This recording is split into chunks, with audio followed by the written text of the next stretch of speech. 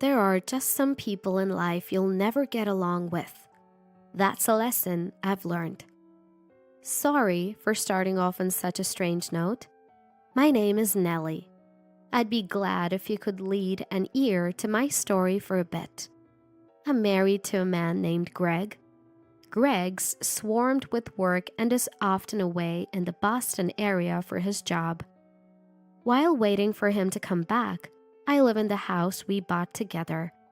But recently, my mother-in-law Shannon has been showing up a lot. "You could never deserve this house," she always says. You see, we live pretty close to Shannon's place. We settled here because she insisted we live near her family home. Sure enough, she started visiting frequently once we moved in. "Listen, Veronica, my other daughter-in-law, just got married and wants a house. Since you're the only one here, why not give up this place?" She said something outrageous. This is the house that Greg and I bought together. How could she ask me to give it up? "But Greg is always away, right? So what's the problem?" That's not a valid reason at all. If I give up this house, Greg won't have a home to return to.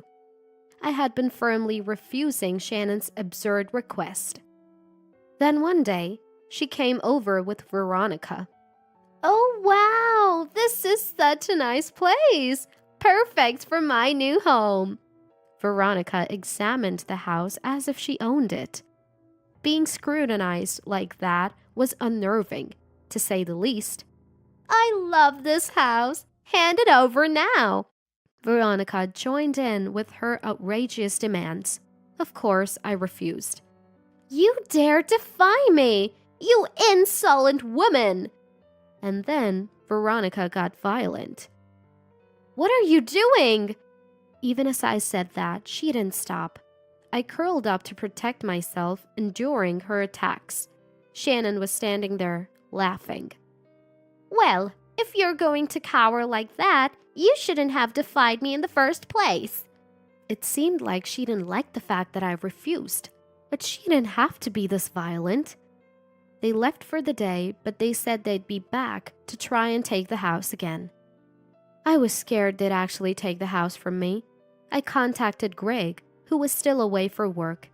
When I told him what happened, he said Shannon and Veronica had reached out to him too. Apparently, Shannon has always favored Veronica over him and used to discriminate between them when they were kids. This time too, Veronica told Greg that she wanted a house and asked him to give it to her. Greg sounded really down. I tried my best to cheer him up. We couldn't talk much because he had work left. And then, the next day, Shannon and Veronica returned. "We're getting you to hand over the house today." This time, Shannon entered the house wielding an umbrella. It wasn't raining, so why an umbrella? Then suddenly she swung it at me, clearly threatening that if I didn't give up the house, she'd beat me with it. "All right, say you'll give us the house. Veronica will be the new owner." Veronica also had an umbrella and swung it towards me, along with Shannon. I've been hit by Veronica before, so I was genuinely scared she might actually hit me and raised my arms to protect myself. Both were swinging their umbrella so hard that the whooshing sound filled the air, causing me to flinch and cover my head with my arms. The scene was so terrifying, I couldn't move for a few minutes. "Stubborn, aren't you? Even after all this, you still won't give up the house," Shannon said, sounding exasperated, but I was too scared to even speak. Their attitudes were as if they'd done nothing wrong. It was infuriating. Eventually, Shannon and Veronica left for the day. But as they left, they threatened that the next time they really might hit me. Thinking that my life could actually be in danger, I was filled with dread. I immediately called Greg and told him about today's events. Greg was concerned for my well-being and suggested that we think seriously about our next steps.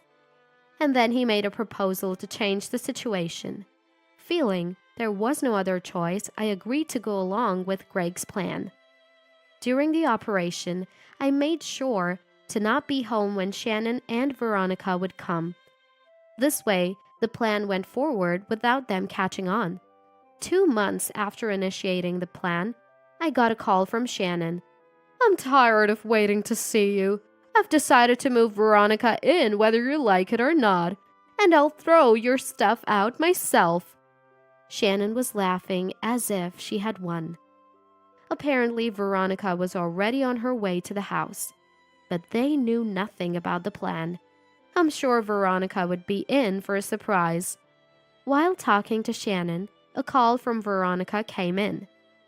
Putting Shannon on hold, I answered Veronica's call and heard, "Who are you?" "I'm the homeowner. Who are you?" "This is my house," a male voice responded.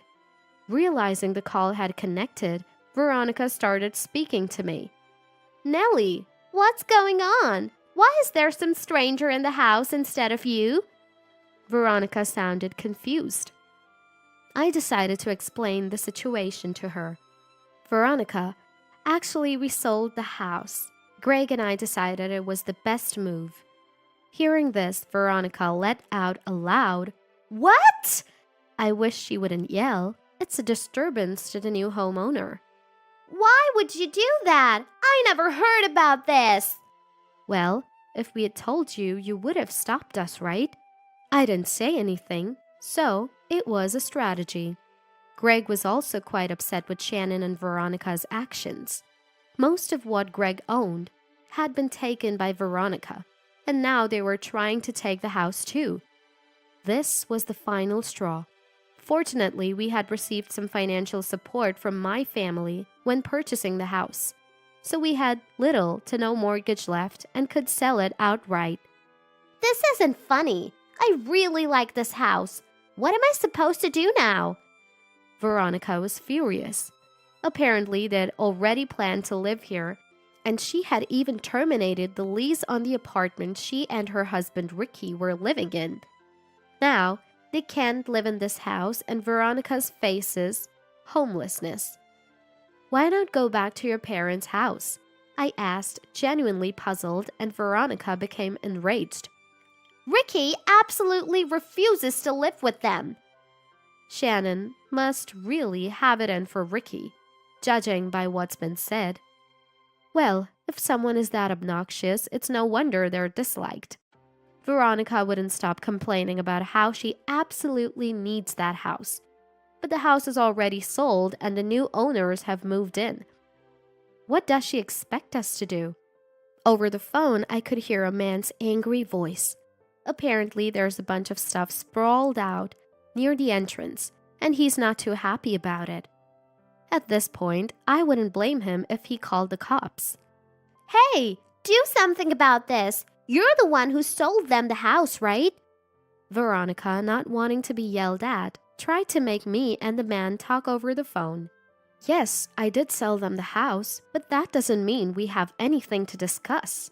Even if we did, the contract has been finalized, so all I can say is, I'm sorry for any inconvenience my acquaintance has caused."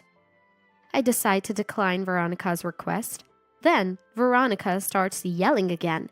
Causing a ruckus in front of the house is bothering not just the man, but all the neighbors too. Talking to Veronica is pointless. She just doesn't get it. I thought this was going nowhere and hung up on Veronica. Immediately, another call comes in. It's from Shannon, whom I had put on hold. "What on earth are you doing? Veronica is furious. Fix this!" I'm just dumbfounded by her blame shifting. Shannon is the one who tried to let Veronica move into our house without permission. But she acts like I'm the villain. If it weren't for these two making a scene, I would have continued to live in that house. "Where are you now? Just fix it!" Oh, I hadn't told her yet. I'm at Greg's new posting. What? I decided to move with Greg to his new location. Greg frequently gets transferred because of his work, and we thought it would be better to not settle down in one place. Luckily, we don't have kids, so we have the freedom to change our residence. But that didn't satisfy Shannon. Come back right now. I need to give both of you a piece of my mind. Shannon sounded furious, but I'm the one who wants to be mad. If it weren't for Shannon's meddling, we wouldn't have had to give up the house. Enough, Shannon. How much more inconvenience do you plan on causing people? I figured it's safe to vent, given that I've moved and we're over the phone. I wonder if you ever think about how much stress you've caused us. Don't bother us anymore. Hearing my resistance must have really infuriated Shannon. She was screaming so loudly over the phone, it was hard to understand what she was saying. It made me worry if she was taking her anger too far. I can't believe this! How dare you talk back to me like that? Greg, you too! How dare you defy your older sister, even though you're just Veronica's little brother? It seemed Shannon had traveled all the way to Boston suburbs just to take revenge on us. But she didn't know where we lived. Hey, tell me where you live! There's no way I'd comply with such a demand. I naturally refused. Then Shannon screamed again. It was almost funny. She was like a machine programmed to scream every time I defied her. Enough is enough! I'm Greg's mother. Since when is it okay for a child and his wife to defy their parents? She was pulling some pretty old-fashioned cards. I mean, there are countless ways to find out where someone lives. Given she hasn't thought to look it up, I doubt she'd ever manage to reach our home. Give me your address! Neither of you is getting off easy! Wait, what? Suddenly, Shannon's tone changed. I wondered what had happened when she started screaming. This is all your fault! Turns out, Veronica had been taken away by the police, aggressively demanding a man leave his home, and he finally had enough and called the police. Well, that figures. Unable to think rationally, believing that blackmail could solve her problems, she must have gotten it from her mother. Getting taken away by the police might cool her off a bit.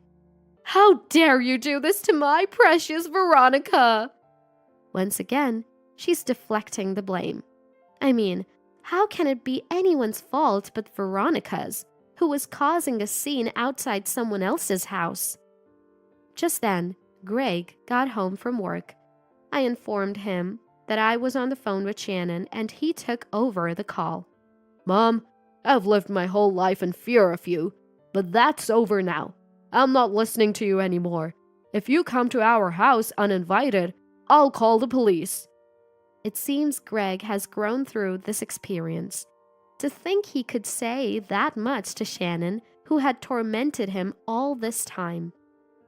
Greg gave the phone back to me, saying he had said all he needed to say.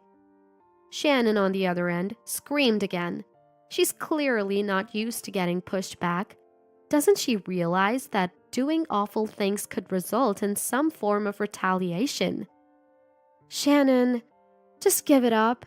Veronica has been taken away, and anything you do to me is just going to be petty revenge. Even so, Shannon just kept screaming.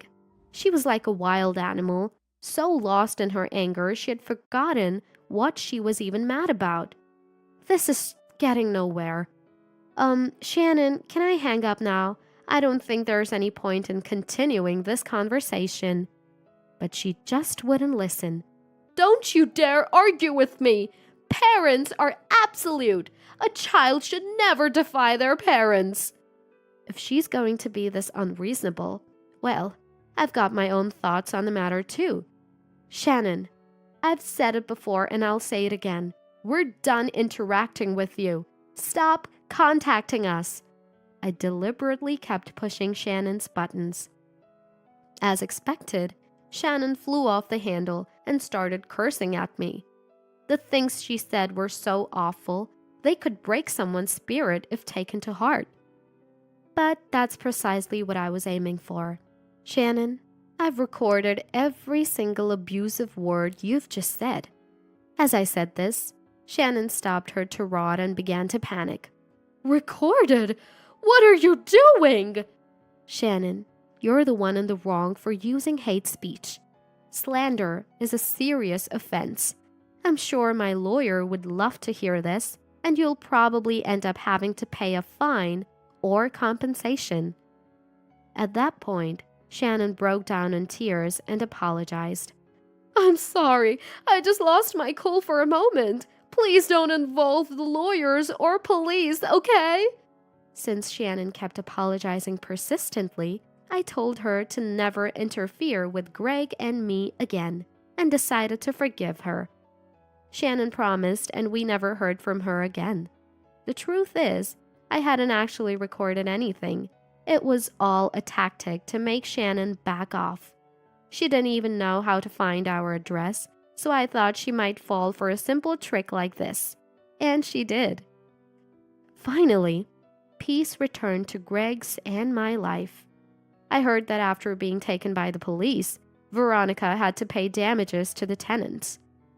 Having lost their home, Veronica and her husband Ricky moved in with Shannon. But within a few days, Ricky was talking about divorce, and it seemed Veronica was going to be divorced. To top it all off, Shannon had been hurling insults at Veronica's Ricky too. And I heard she also ended up having to pay damages for her insults. Both Shannon and Veronica ran out of money, and what used to be a friendship turned into mutual loathing. The atmosphere in their home is reportedly constantly tense now. Well, they brought it upon themselves. I hope they come to accept the circumstances and move on. As for Greg, he completed his assignment and returned to the main office, only to be assigned to another distant location a few months later.